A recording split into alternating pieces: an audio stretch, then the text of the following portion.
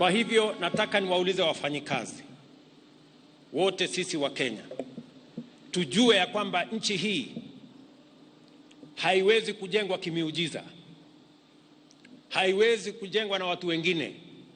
Wenye kujenga Kenya ni sisi, nguvu yetu, akili tulio nayo, mipango tulio nayo na pesa zetu, na hiyo pesa inatoka kwa ushuru.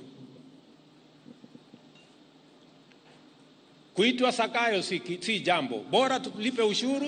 Zakayo ni jina, hakuna problem, tunaweza kusonga mbele.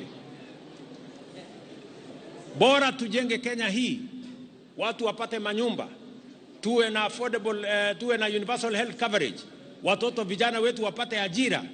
Zakayo ni jina, tuendelee mbele, no problem.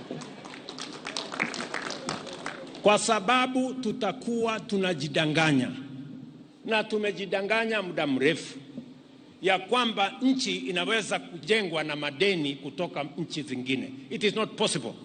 And I have to be brutally honest to my fellow citizens. We must face up to the reality.